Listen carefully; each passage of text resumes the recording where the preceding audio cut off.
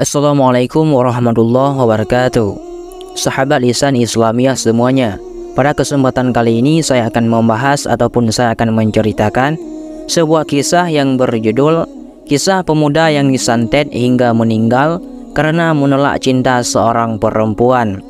Namun sebelum itu, buat kalian semuanya yang tidak ingin ketinggalan kisah-kisah lainnya ataupun kisah-kisah terbaru, jangan lupa untuk menekan tombol subscribe-nya agar channel kita makin maju dan juga makin berkembang dan yang pastinya bermanfaat. Alkisah, suatu waktu Jabir bin Nuh sedang duduk di sebuah pasar di kota Madinah. Tak lama kemudian lewatlah seorang syekh yang wajahnya bersinar dengan pakaiannya yang sangat rapi. Melihat kedatangan sang syekh, tiba-tiba ada seorang penjual berdiri dan mengucapkan salam kepadanya, sebagaimana dikisahkan oleh Ibnu Jauzi dalam kitabnya Zam al-Hawa. Si penjual itu pun berkata, "Wahai Abu Muhammad, ku doakan semoga Allah melimpahkanmu pahala yang banyak dan meneguhkan hatimu dengan kesabaran." Syekh tersebut lalu berkata, "Amin. Memang cinta yang sudah membara sangat sulit ditepiskan, bahkan hausnya cinta dapat membawa pada kematian." Si penjual pun kembali berkata, "Bersabarlah wahai Abu Muhammad. Sabar merupakan tongkat pegangan orang mukmin. Aku berharap semoga Allah mengganti musibah yang menimpamu dengan pahala yang tak terhingga." Didorong rasa penasaran, Jabir bin Nuh kemudian bertanya kepada si penjual, "Siapa syekh itu?" Si penjual pun menjawab, "Ya, seorang laki-laki Ansar dari suku Khazraj." Jabir bin Nuh yang masih penasaran kembali bertanya, "Musibah apa yang menimpanya?" Si penjual kemudian bercerita kalau syekh tersebut dulunya punya seorang anak laki-laki.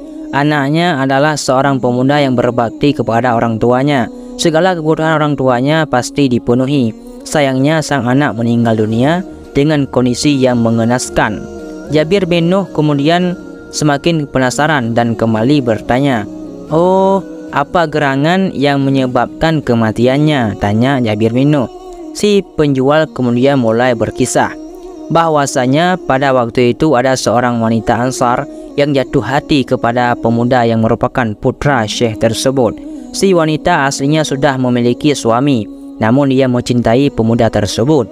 Wanita itu pun mengirim surat kepada pemuda yang dicintainya dengan mengungkapkan rasa cinta yang menyelimuti hatinya.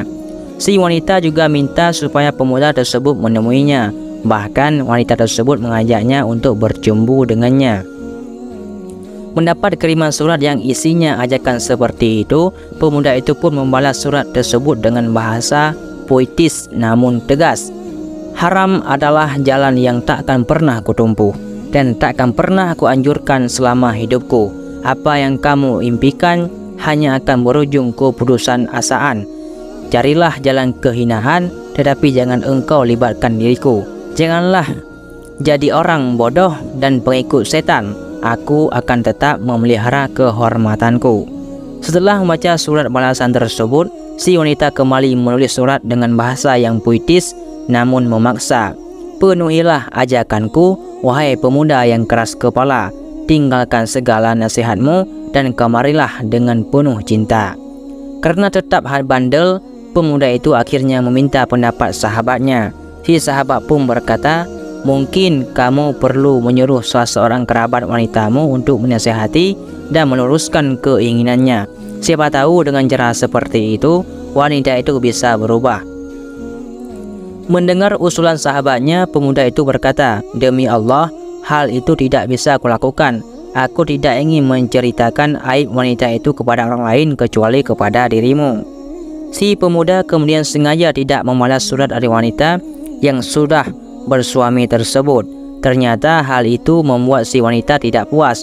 Ia terpaksa mengirim surat lagi kepada si pemuda. Kali ini suratnya disertai dengan ancaman. Di dalam suratnya wanita itu menulis, "Kamu tinggal pilih, kamu yang menemuiku atau aku yang menemuimu." Akhirnya si pemuda dengan terpaksa membalas surat itu dengan menuliskan, "Kendalikan dirimu wahai wanita, tinggalkanlah impianmu yang rendah itu."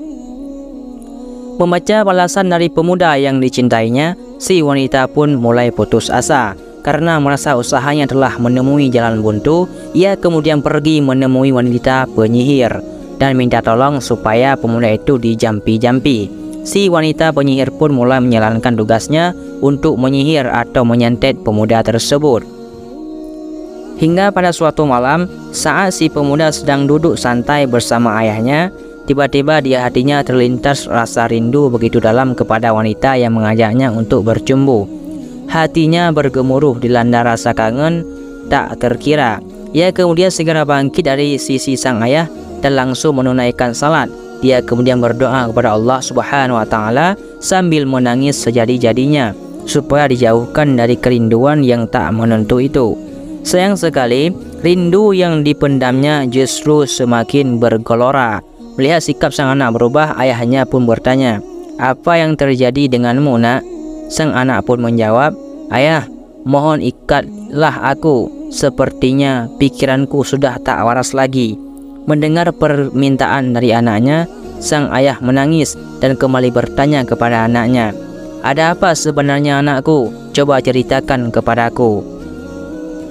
Sang anak kemudian menceritakan kisah yang sebenarnya kepada sang ayah.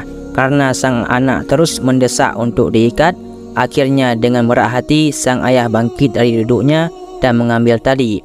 Setelah itu anaknya diikat dan dimasukkan ke dalam kamar. Tidak berselang lama, tiba-tiba sang anak meronta-ronta dan menderum seperti suara sapi. Setelah melihat, ternyata anaknya sudah tidak bergerak lagi. Dia meninggal dunia dengan kedua hidungnya mengucurkan darah. Cinta terkadang membuat manusia gila dan hilang akal, apalagi saat nafsu sudah ikut campur di dalamnya. Segala cara akan dilakukan untuk memuaskan nafsu yang ada di dalam diri manusia, dan tidak peduli yang dilakukannya itu benar atau salah. Sebagaimana kisah di atas, seorang wanita yang sudah bersuami namun mencintai seorang pemuda.